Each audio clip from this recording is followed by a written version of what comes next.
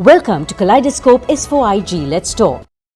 When the story of prisoner number 1056 was published, Roy Ratnavel became an instant celebrity. He was invited to speak on the book on various news shows, and the book is also at number 2 in Canada's bestseller list and number 8 on the Globe and Mail bestseller list. But what is read-worthy is that Roy, who is an executive vice president at one of Canada's largest investment firms and named one of the 50 best Canadian executives in 2020, was a prisoner at the Busa camp in Sri Lanka when he was only 17 in the aftermath of the Vadamarachi operation in 1987.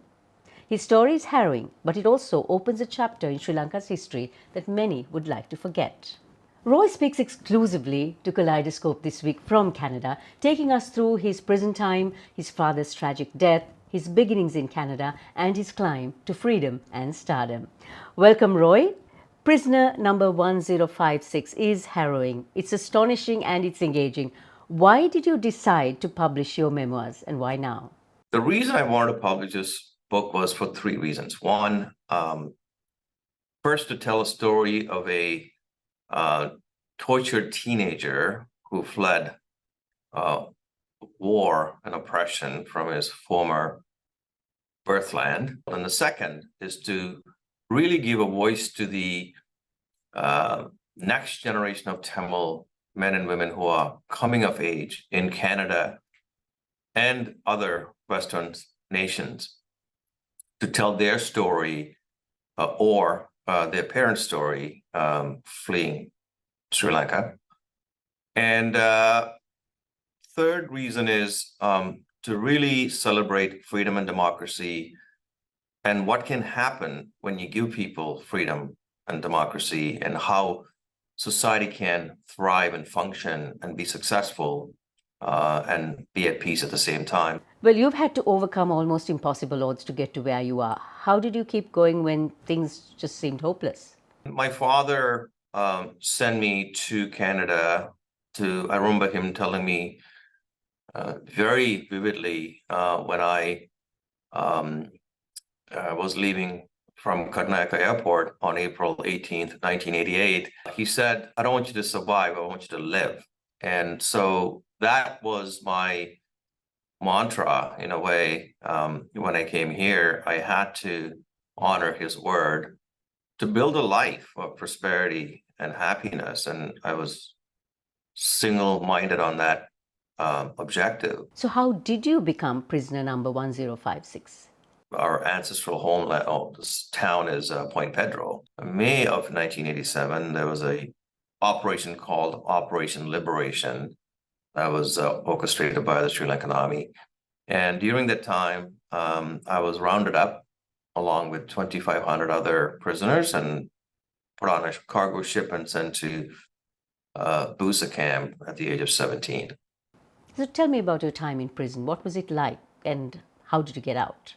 Prisons are obviously a man-made hell, and I was there for a few months. One day, there was an announcement made that then Defense Minister Lalit Madali's wife, Srimani, was going to visit. I asked the opportunity to speak to her because my parents didn't know where I was, and I needed to get the message out. My father was a very good friend of a colonel who was in the army at the time, Colonel Dudley Fernando, and we were family friends. And I did remember his home phone number, believe it or not. So I gave that number to Srimani, and she was kind enough to pass the message on to my uncle Fernando, and he came and released me from the prison. What was the most important lesson you learned in your time in prison? That kindness will kill you in prison, and you have to become selfish in the way to survive, which is a harsh statement to make. The fact that I didn't care about anyone else and sort of found my way out of the prison in itself is what I call survivor's guilt. There are friends of mine who didn't make it out and they perished in the prison. So you came to Canada at the age of 18 alone with next to nothing. If you can recall, what sort of mindset were you in then? I landed in Canada on April 19th, 1988. 2 days later, on the 21st. My father was shot and killed by the Indian Army in the north while he was visiting Point Pedro. So my father's untimely death left me with the feeling that if I did well enough in life, somehow I could make up for the life he should have had. So that single objective became coal for my furnace of ambition. Because when he died, part of me died, but also other part of me became a fighter. So, what are you seeing of Sri Lanka now? What has changed and what is not?